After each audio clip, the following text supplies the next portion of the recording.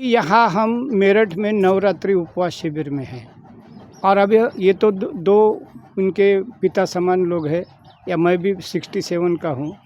तो हम तो अपने व्याधियों से हमारी सेहत के लिए आए हैं, लेकिन जब ऐसे 22 साल के जवान बच्चे आते हैं तो बड़ी खुशी होती है, क्योंकि समाज में यही संदेश जा रहा है कि जिसको व्याधि है जग में नहीं मिटती, वो व्याधि यहाँ दुरुस्त होती है। तो जब ऐसा ये जवान यहाँ आया तो इनके माता पिता से ये उनके घर में साधना है, तो मैं इनसे जानना चाहता हूँ कि आजकल तो लड़के क्या करते हैं हम सब जगह देखते हैं, और दुर्भाग्य से हमें हमारी गर्दन भी नीची करनी पड़ेगी। महाराष्ट्र के युवक ने वो जो UPSC पास हो गई लड़की के साथ क्या किया, वो आप सबको मालूम है, यानी उसका दिमाग कितना अशांत था। तो आप युवा लोगों को, आप पहली तो बात यहाँ क्यों आए हो, क्योंकि उपवास शिविर है, यहाँ खान पान नहीं, गर्लफ्रेंड भी नहीं, तो इसको आपको क्या ज़रूरत महसूस पड़ी? प्रणाम, मैं केशव पुरोहित आपका राजस्थान में मेवाड़ से। मोबाइल नंबर भी दे सकते हैं?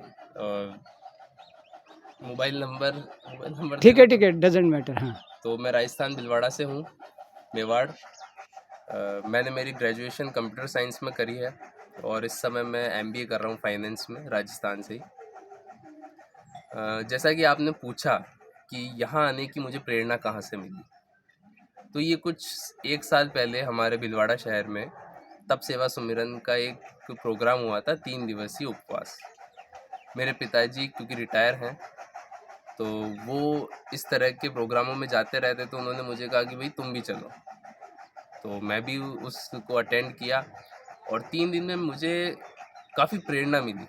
मैंने ये देखा कि 3 दिन कुछ नहीं खाकर भी मेरे अंदर शक्ति उतनी ही थी। क्योंकि मैं एक युवा हूँ, हर रोज़ सुबह 2 घंटे वर्जिश करता हूँ अखाड़े में, ना कि जिम में जाकर। और शुरुआत से ही देसी खाना ही है मेरा, प्रोटीन सप्लीमेंट जैसा कुछ भी नहीं लेता। तो मुझे एक प्रेरणा जगी कि मैं तप सेवा सुमिरन के माध्यम से अपने शरीर को ज़्यादा शक्तिवान कैसे बना सकता हूँ। और इसी उद्देश्य से मैं नवरात्रा के 9 दिवसीय उपवास व आध्यात्मिक शिविर में अटेंड करने के लिए यहाँ आया। यहाँ पर आने का उद्देश्य तो मेरा यही था कि मुझे बल में वृद्धि लानी है, पर जब मैं यहाँ आया, मैंने यहाँ प्रवचन सुने, मैंने रामचरितमानस को समझने की कोशिश की, तो मुझे समझ आया कि तप सेवा सुमिरन सिर्फ शारीरिक तक ही सीमित नहीं है। ये शरीर से ऊपर उठकर हमारे आध्यात्मिक क्षेत्र में भी हमारी बहुत मदद करता है। और सिर्फ आध्यात्मिक ही नहीं, हमारे भौतिक, जैसे कि मैं एक स्टूडेंट हूँ, तो मैंने देखा कि हालांकि मैं 1 साल से इसे धीरे धीरे फॉलो कर भी रहा था, तो मैंने इसको नोटिस किया कि जैसे मैं ध्यान करता, तप सेवा और सुमिरन, तप यानी कि शरीर को तपाना, सेवा यानी कि नर की सेवा ही मान सकते हैं एक तरीके से, वितरण। नर की सेवा नारायण की सेवा होती है, तो वितरण और नर की सेवा, और सुमिरन यानी कि ध्यान। जब मैंने कुछ 1 वर्ष से धीरे धीरे इन्हें अपनाने लगा, तो मैंने अपनी स्टडीज़ के अंदर भी इसका बहुत अच्छा प्रभाव देखा।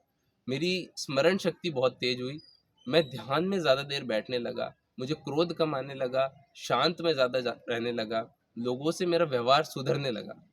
असल में मैं पहले काफ़ी क्रोधित रहता था, पर इस साधना को अपनाने के बाद मैंने ये देखा कि मेरा क्रोध भी काफ़ी शांत हुआ। तो आपके माध्यम से आपका तो नमन है कि आप इतना बड़ा काम कर रहे हैं। आप ये जो बहुत अच्छी राह चल रहे, तो आप इसे जीवन भर फॉलो करेंगे क्या?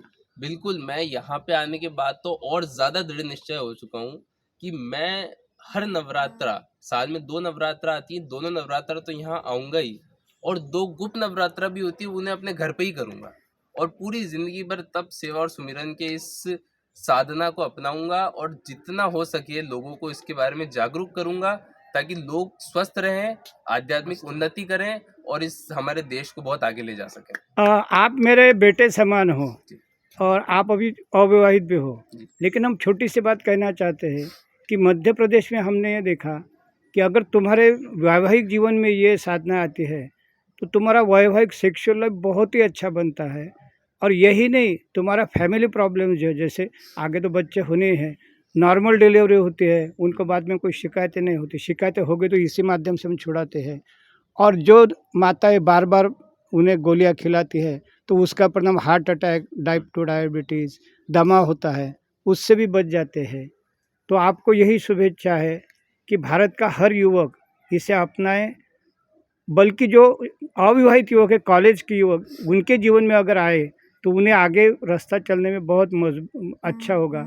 यहाँ पिता समान डीवाईएसपी साहब नासिक के विजय सोनवणे साहब है, मैं आपसे विनंती करूँगा इनसे आप संदेश लेकर नासिक के कॉलेजों में, यहाँ हम प्रिंसिपल से मिलकर एक दिवस का अवेयरनेस शिविर करेंगे। I can conduct for whole day, पूरे दिन में मेरे पास उसका प्रोग्राम ये है 15-15 मिनट का। तो बच्चों में जब ये प्रेरणा आएगी, जब वो उसे अपनाएंगे तो हमारी एक अच्छी नई पीढ़ी निर्माण होगी। अभी आप भी इसमें सहयोग दे सकते हैं। आपका प्रोफेशन क्या है? उत्पादक पीवीसी पाइप। हाँ, तो आप अपने जो इंडस्ट्रियलिस्ट लोग हैं तो इनके माध्यम से भी अवेयरनेस ला सकते हैं, संगठन में मुझे बुला सकते हैं। तो मुझे बहुत खुशी हुई, क्योंकि मैं तो पहली क्लिप में बता चुका कि घर वालों ने भी मान लिया कि भाई हमारे ये घर का आदमी अब भारत माता को समर्पित है। तो आपके माध्यम से हमें 15 अगस्त 2047 इस दिन को दवा मुक्त, व्याधि मुक्त भारत देखना है और एक बलशाली भारत देखना है। आपके इस जो संकल्प आपने किया है, वो संकल्प के लिए पहले तो हम सबकी तरफ से आपको बहुत बहुत बधाई हो। और इस संकल्प को पूर्ण करने के लिए आपके साथ साथ हमें जो सहयोग देना पड़ेगा, जहाँ खड़ा रहना पड़ेगा, जिनको विनंती करनी पड़ेगी, अगर आपकी इस अच्छे कार्यक्रम के लिए हमें किसी के पैर भी छूना पड़ेंगे तो भी हम आपको सहकार्य करेंगे, हम ये वादा करते हैं। जय योगी जी महाराज, जय बद्री प्रसाद जी, जय अखिलेश जी। मैं एक चीज़ और कहना चाहूँगा हमारे देश के युवाओं से कि आजकल एक प्रथा सी चल गई है कि जैसे ही बच्चे 11th-12th कॉलेज में आते हैं तो नशे में पड़ जाते हैं। करेक्ट। और नशे में पड़ने की वजह से नशा उन्हें और गलत रास्तों पे लेके जाता है, जैसे कि वो शादी से पहले ही बराबर सेक्सुअल इंटरमेसी और अलग अलग ड्रग्स लेना, तो इसमें ना पड़े। अच्छी रोज वर्जिश करें, अच्छी एक्सरसाइज करें, अच्छा शरीर बनाएं, ताकि आपकी आफ्टर लाइफ सेक्सुअल लाइफ बहुत अच्छी रहे। क्योंकि देखिए आजकल केसेस ऐसे हैं कि शादी होने के बाद पति पत्नी दूर हो जाते हैं, उसका सबसे बड़ा कारण यही है कि उनके अंदर सेक्सुअल इंटरकोर्स बहुत ही कम होता है। तो इस वजह से मैं आपसे विनती करता हूँ सारे युवाओं से कि अच्छी वर्जिश करें, अच्छी एक्सरसाइज करें, अच्छा खाना खाएं, तब सेवा सुमिरन को अच्छे से फॉलो करें और इस देश को आगे बढ़ाएं। जय हिंद, भारत माता की जय। जय वंदे मातरम।